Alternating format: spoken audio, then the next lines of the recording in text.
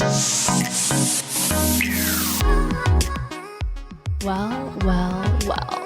It's just public enemy number one. It is. And public enemy number dos. I would say more like public enemy number 787. You're for sure number one. That's probably true. All right, you guys. We are back with another episode of Pop Apologists. It was a long weekend that it actually wasn't a long weekend. It was a normal weekend. It felt like a long, actually it did not feel that long. It felt short. It was, restful, I would say. Don't you feel rested? I do feel rested. I feel like it has been a very intense 48 hours in terms of debriefing, in terms of figuring this all out, in terms of... I mean, wouldn't you say it's been an intense 2 weeks? It has. Let's get to the point for people. You guys, yes. So we had a full Where That Is Kate Part 3 episode. It's in the hammer, okay? Ready for all of you. We were about to release it, and then we got word that she was going to give a live video, or at least a video was going to be released of her. Yeah. Someone said that she might have cancer in the DMs, or they said she does have cancer in the DMs, and that's what's coming. So Kensington Palace did drop a video from the Princess of Wales. Let's get initial thoughts when this video was released. From me? Well, I can start if you want. Okay, so how I felt was relief, first and foremost, because I know a lot of people aren't going to believe this, but I really did fear for her life. And it was getting so weird. There's this comment I made on YouTube to one of the commenters, but they were just like, this is just getting so scary. And I said, I know. And we are so ready for our little viral moment to be over and to just know that she's okay. That was the mentality I was feeling in the final days of this. I think we were getting so much crazy information. Mm-hmm. And I think every day that went by where we were just still in speculation land, still in, what could possibly be happening behind the scenes land. Like our thoughts went dark to, why haven't they squashed all these rumors? Yeah, I just felt like every day that this kept going, the more and more likely that the worst thing we were imagining was true. So when I first saw her talking in that video, I saw her beautiful face. I'm not going to lie. I felt relief wash over me. When she declared her diagnosis, she didn't give details, but she did say that they found cancer. I felt horrible. I felt atrocious. And I was just filled with dread. I was unwell. I just felt like, okay, we have just said a lot of things in a very public way. We went viral during this time. And this is a woman who has cancer. And I felt horrible about it at first. How did you feel? Oh, I mean, yeah, also pit in my stomach. I think too, she seems really sad in the video. Yeah. She looks great. She looks beautiful, but she seems also really sad. And I think that, obviously the diagnosis is awful and terrible. But I think this is clearly a woman in pain. Yeah, she was clearly in pain. And I just thought, okay, we need to take down the entire series of reels. Yeah, it just obviously the tone of everything just totally changed. Yeah, and it's not appropriate to have these reels up that are exploring William's alleged affair, that are exploring all sorts of things. Let's just get it all down and let's get a statement out, because we do have this much larger audience right now. We do have a responsibility to say something. Yeah.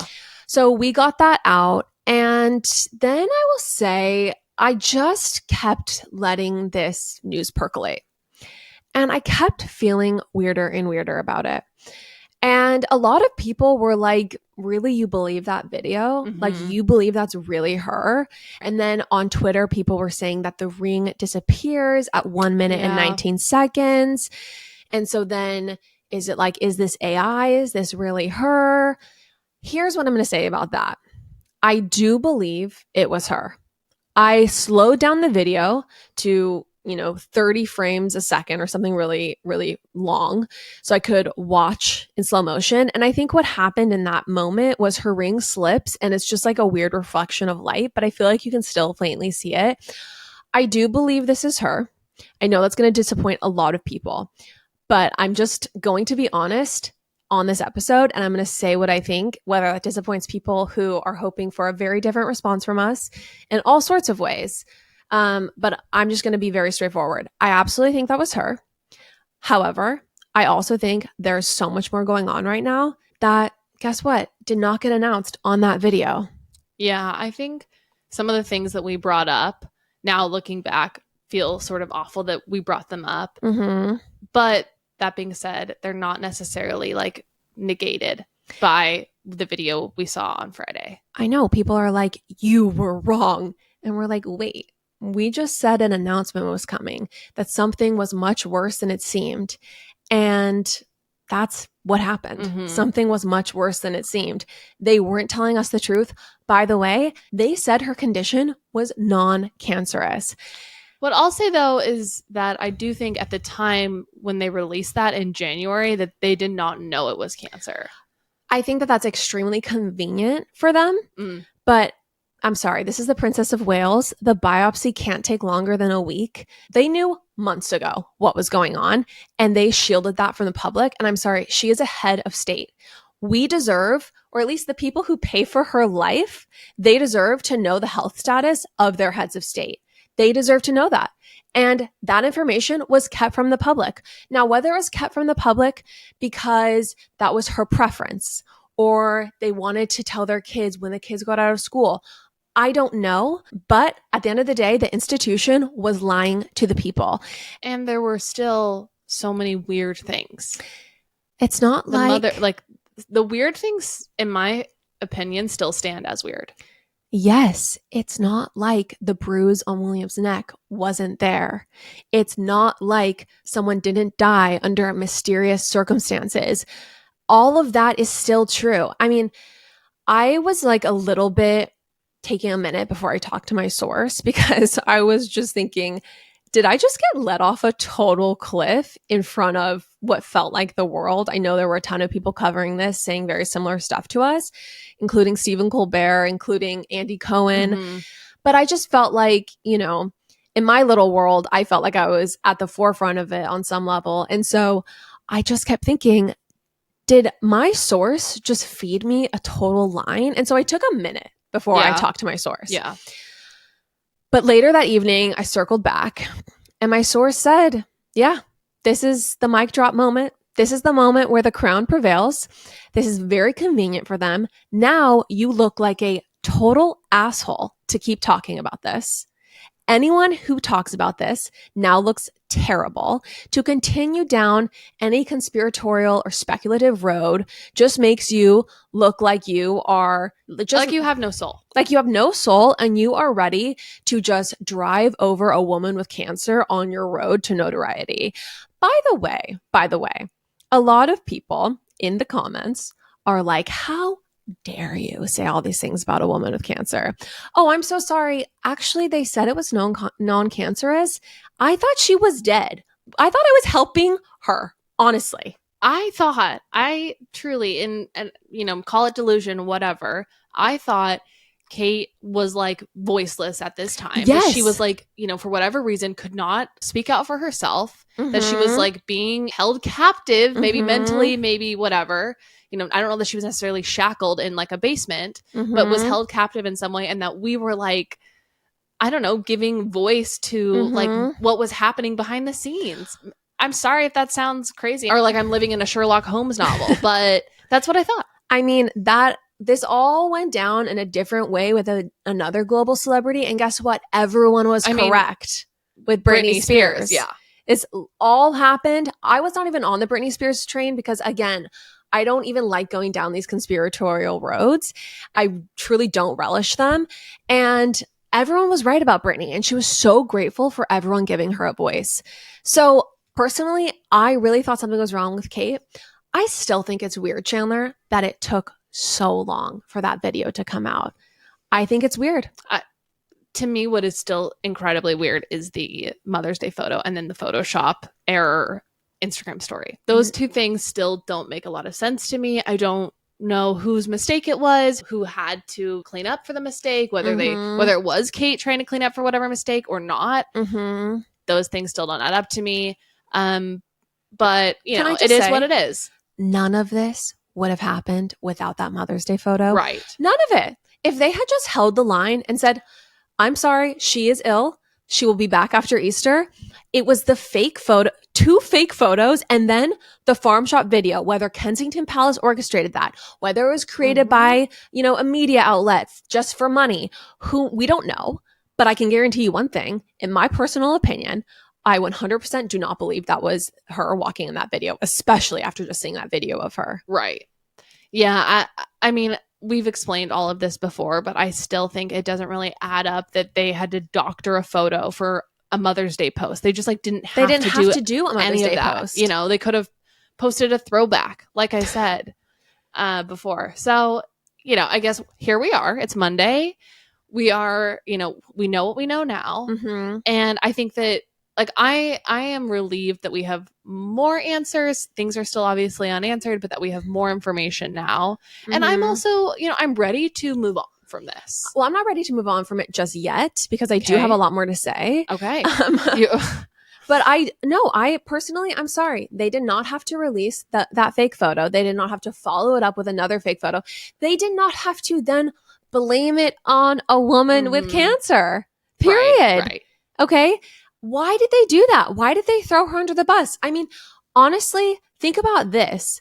Even if she did it, even if she photoshopped it, Chanler, which I don't think she did, why make her take the fall for it? I mean, is it because they knew this news would come out no matter what, and that people would just have so much sympathy for her that they would just, not think twice? It still humiliates her and looks like an idiot. It makes her look like an idiot. I mean, it's actually kind of surprising that she didn't address the Photoshop thing in the video. I don't know. Obviously she had bigger things to talk about, but yeah, that still doesn't add up. Yeah, it doesn't add up. And I just think that this is a family that is expert at feeding the media lies about other members of the family to deflect when certain members of the family are up to no good, including Andrew, by the way. This family fed Meghan Markle, the first woman of color to join their ranks, to the wolves for months after months with made up bullshit story. Okay. Let the world completely turn against her.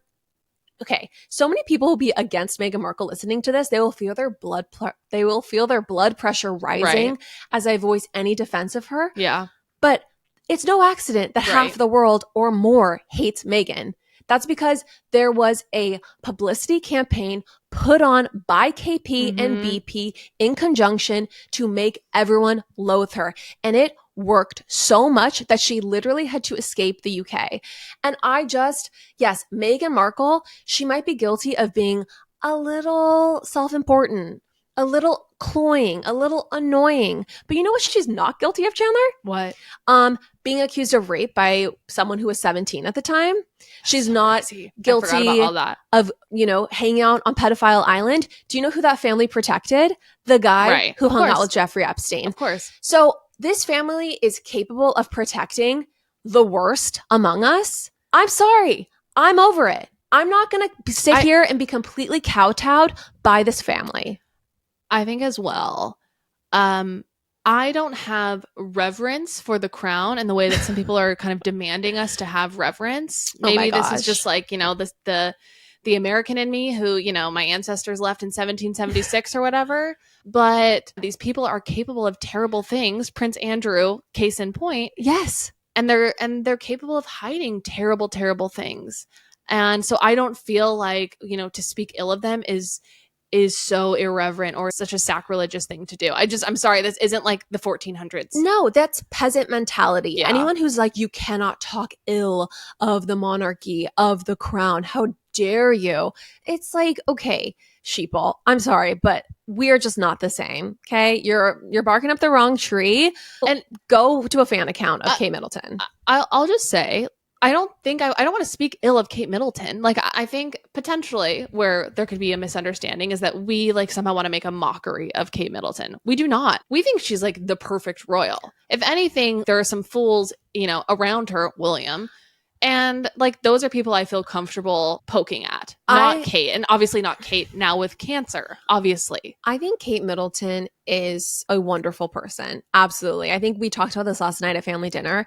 She has such a, I don't know, like a bearing of strength and class to her. Yes. I admire her in so many ways. Which is why I felt like I was giving like her a voice. I felt like this is so crazy, but maybe there was a part of me that thought like maybe Kate, when she like goes to the bathroom and scrolls through Instagram, like she'll see our reel talking about what a pig William is and she'll be like, finally someone's talking about it. Oh, I'm sorry. I know that's crazy. You know, there was a moment during all of this when I thought Kensington Palace was going to kill me. Like that's how in my head, that's where I was. So we just weren't, anyway. Anyone constructing a narrative that I was just making stuff up about a woman who had cancer is spewing hate fiction. And I just honestly, like, I don't care. I don't care. I know where I was coming from.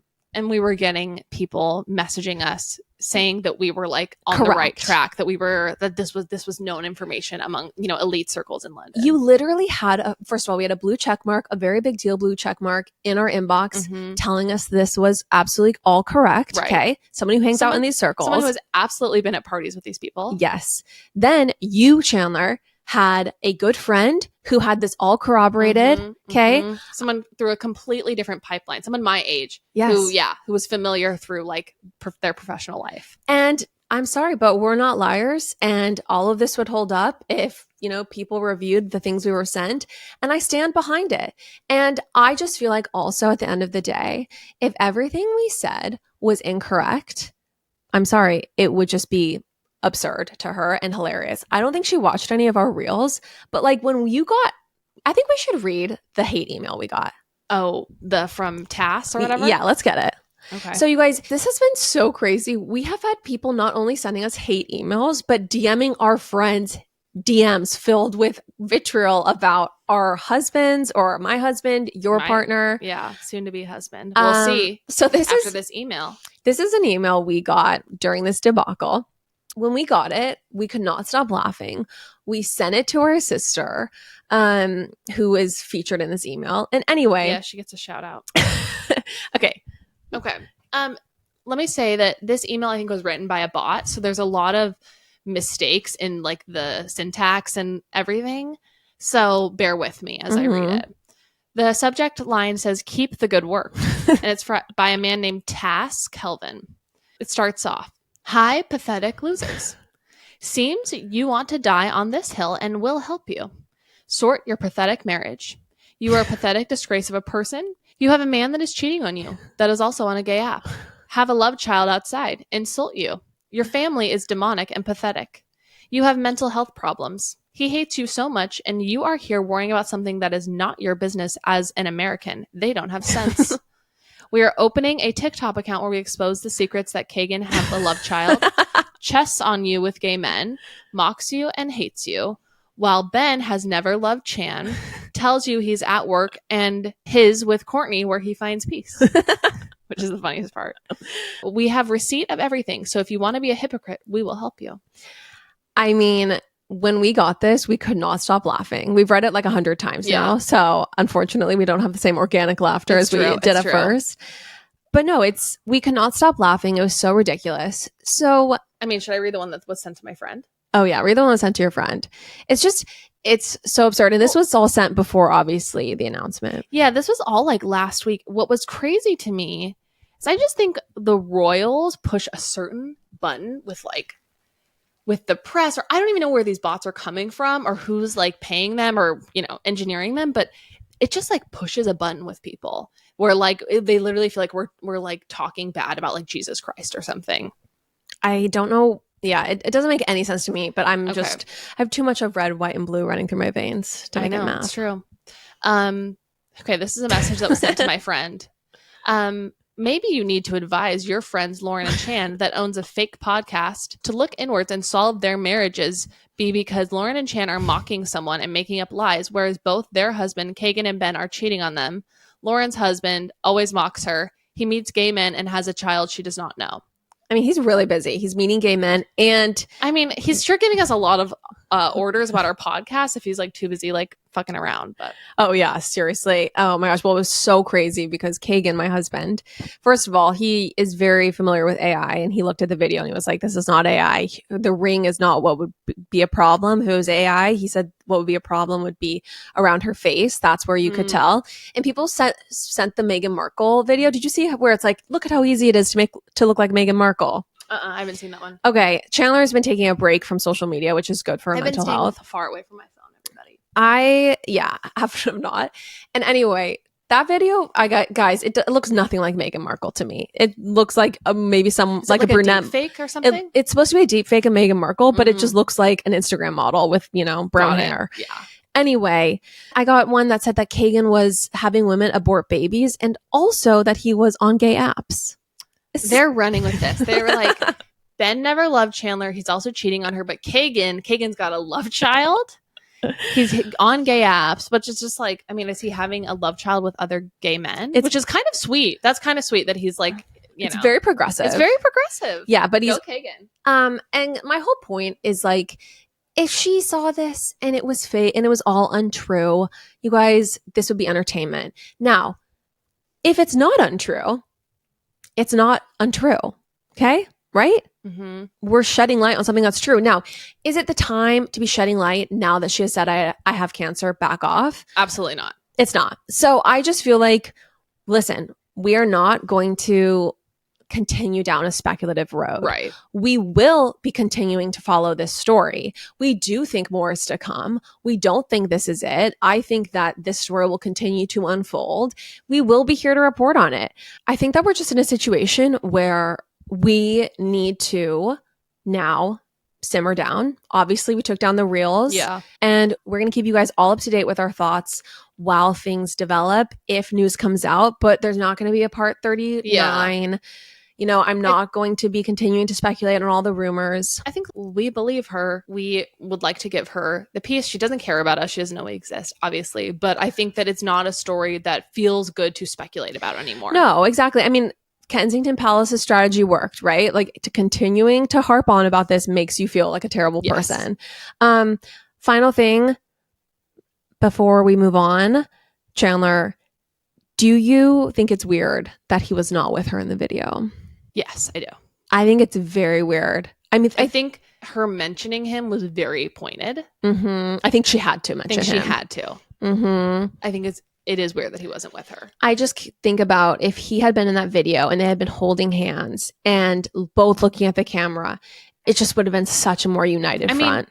If we are to believe that the farm shop video is real and they're like happy going to the shops together, having a good time, it does make no sense that he would not be by her side in that moment. No, Yeah. it absolutely makes no sense. So obviously more is going on here and there's a lot more to talk about, but we're going to be judicious and we are going to be respectful of her wishes. She's asking for privacy. We're going to give her that privacy. We're only going to comment now on actual news about her. We're not going to continue speculating. Yeah, I think there's a very real part of me that's like, there are like children here who, will have access to smartphones if they don't already have them one day.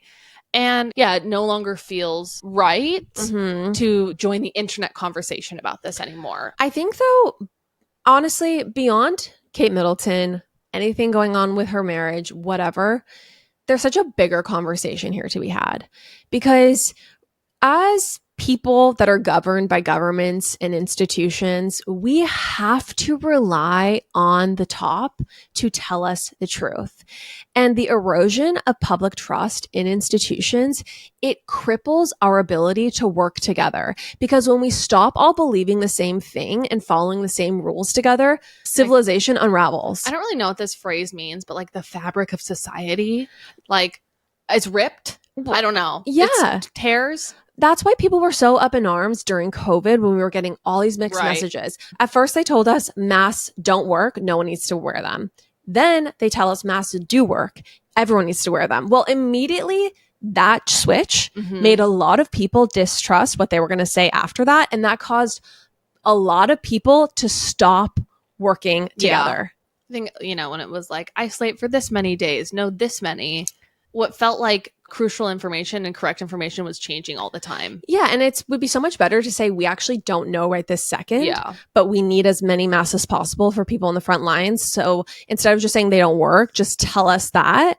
And, I think that when the people at the top think they're smarter and that people don't need the information and they can control the public and manipulate the public through lies, distrust is fostered. And then that's what creates a situation where, Chanler, literally there are people listening to this, and a lot of people who now believe Kate Middleton is gone.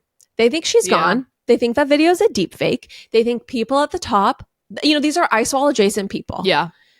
And that's a really terrifying situation. And all of that is because we are lied to. Yeah. And I think we just don't live in a world anymore where institutions can get away with lying to us about anything. Information moves too quickly.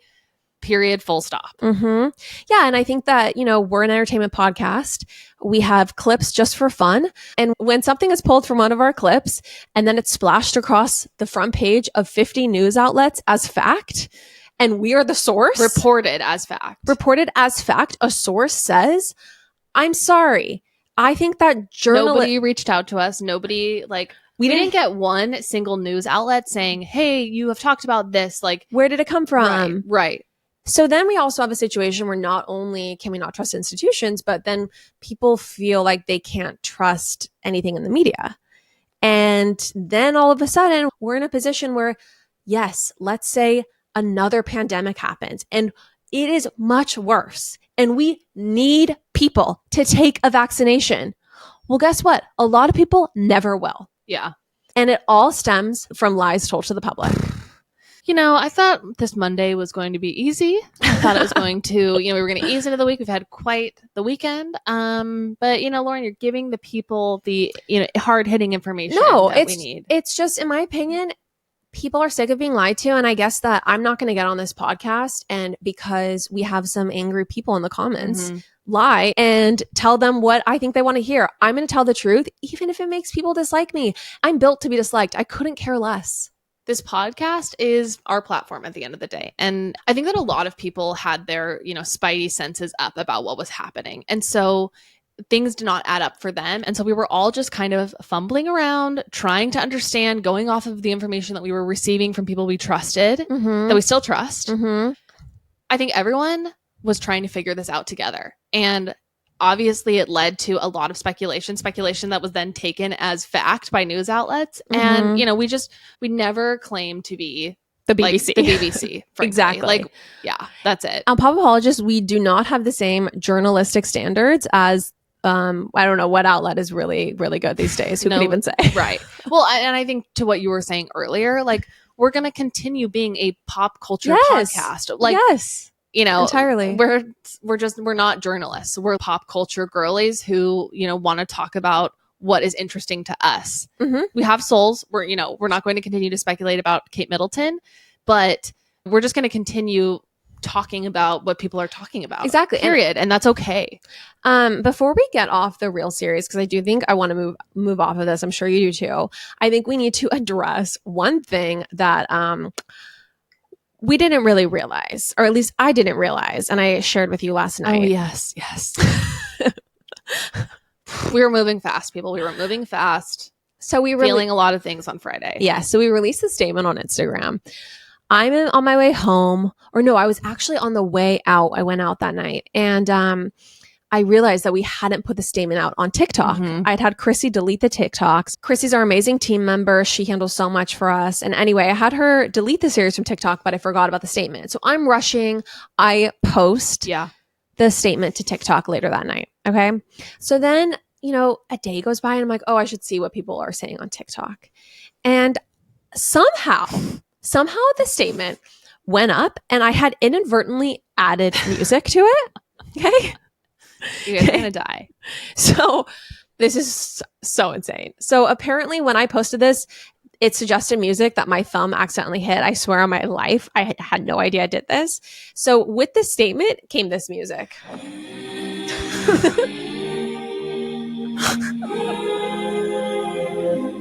Lauren, I think the song is kind of perfect with it. You couldn't have chosen better.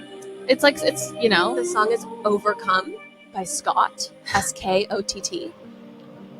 Okay, there's some beautiful singing.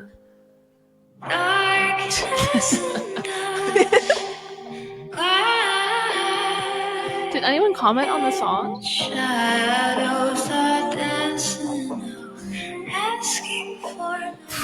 I think let's just say the production value of this series has really never faltered.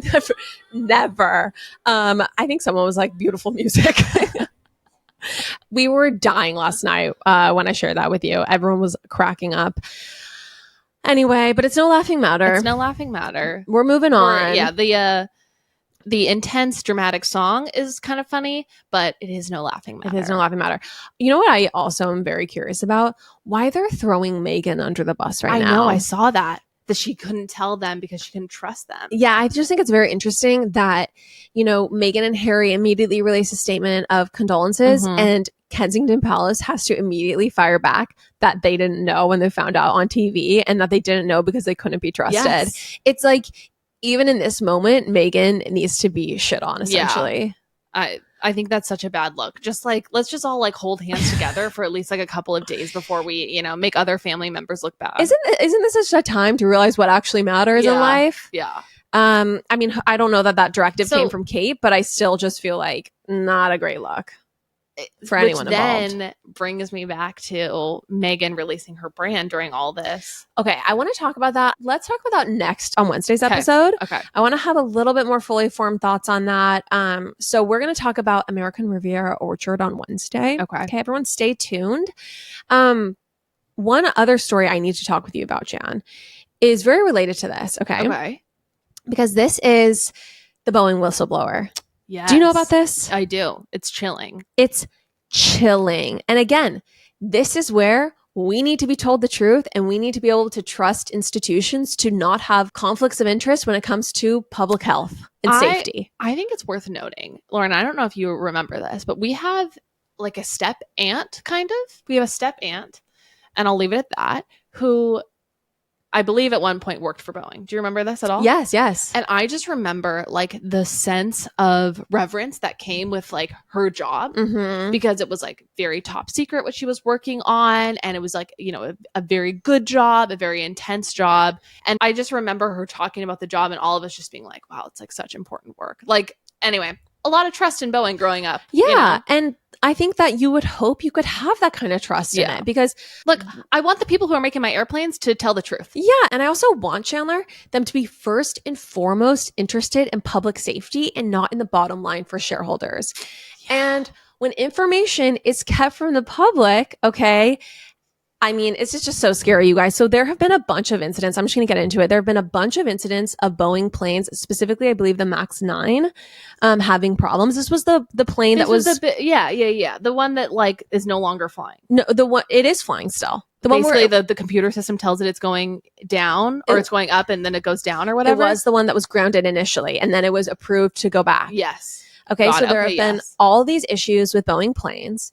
And so I'm going to read a few. Okay? Oh, by the way, so we were going to get into something lighter. So let's just preempt this with another truth teller, another based B, okay, a whistleblower for Boeing. He used to work for Boeing. He's retired now, or he was retired, but he worked for Boeing. He was in a lawsuit against Boeing, okay, blowing the whistle on how basically he said that him and other members on his team were pressured to cut corners, use faulty materials. I definitely listened to a 15-minute Wall Street Journal podcast about this. So I've got cursory level knowledge. Fantastic. He was encouraged to do that to get planes back into circulation quicker in order to increase the bottom line and deliver value to shareholders. That was the intent. And he was blowing the whistle on this, okay? And he just so happened, like Thomas Kingston, to die from a self-inflicted gunshot wound. And this is real. This is real, everyone.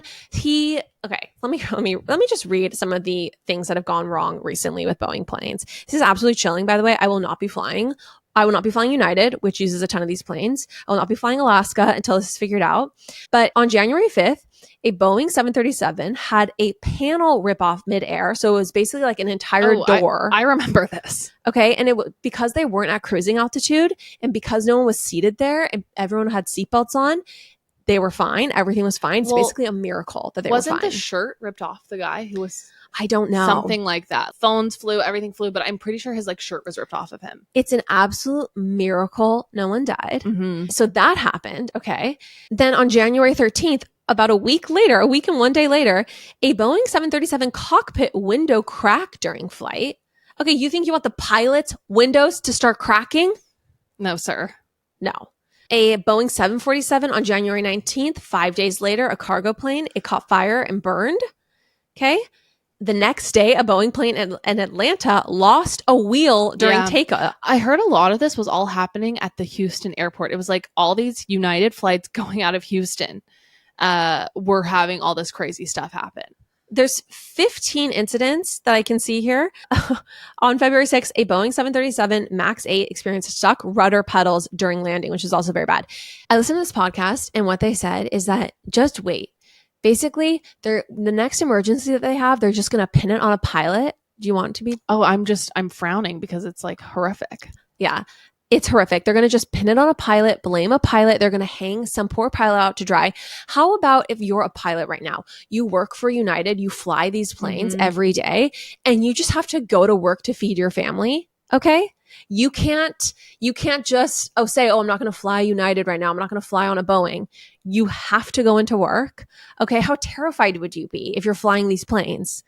It's horrific. And so anyway, this whistleblower, he was in active court proceedings and testifying, and it was at the height of giving his testimony, and he was literally suicided. Mm-hmm. So whether he committed suicide or he was killed, we don't know. Again, this is not the BBC. We don't know for sure, but I did read something. Suspicious. It's very extremely suspicious. It's extremely convenient for Boeing that he, is no longer with us. Yes.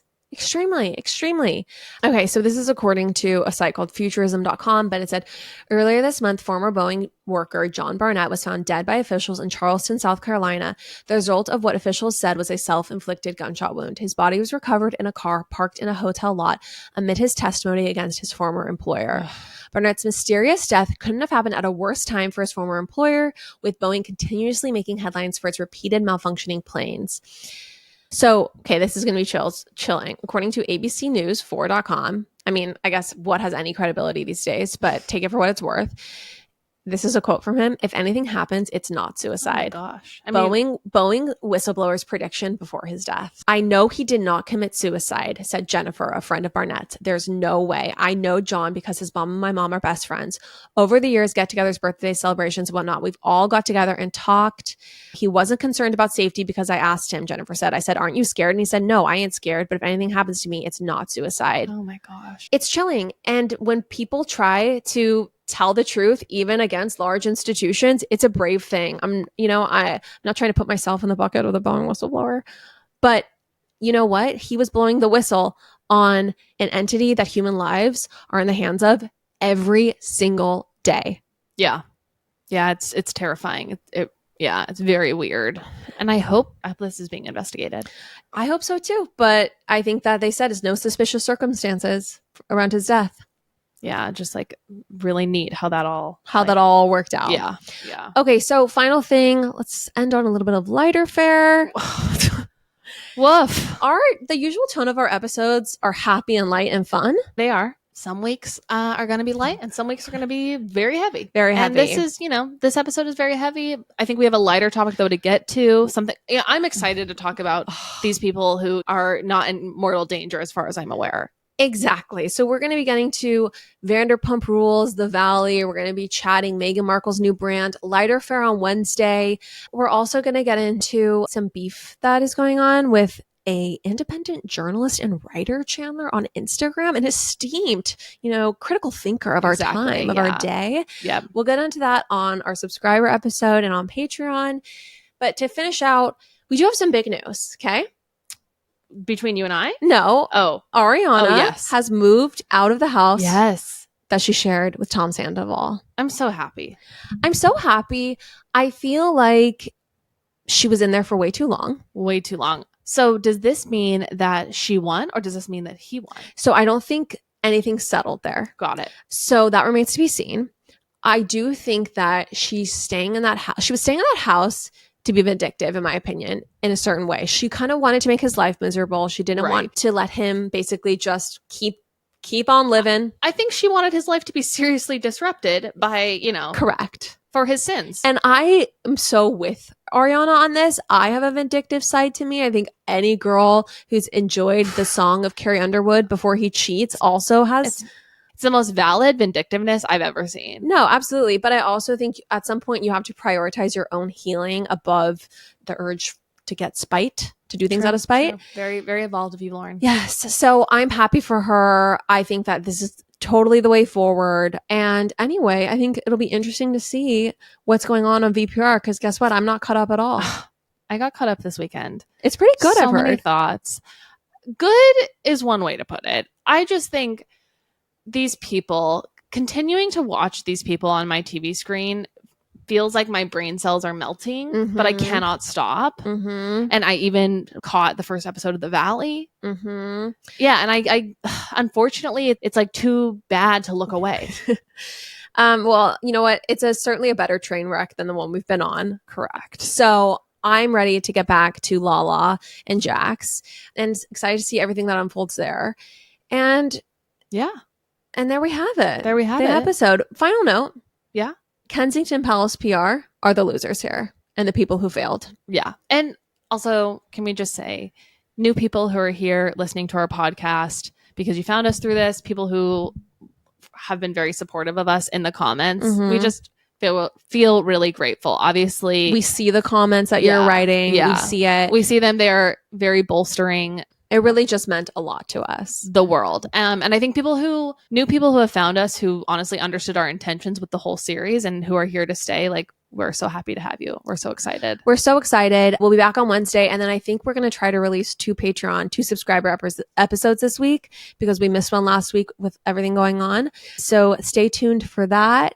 We love everyone. Thanks for listening. Thank you. We'll be back on Wednesday. Bye. Bye.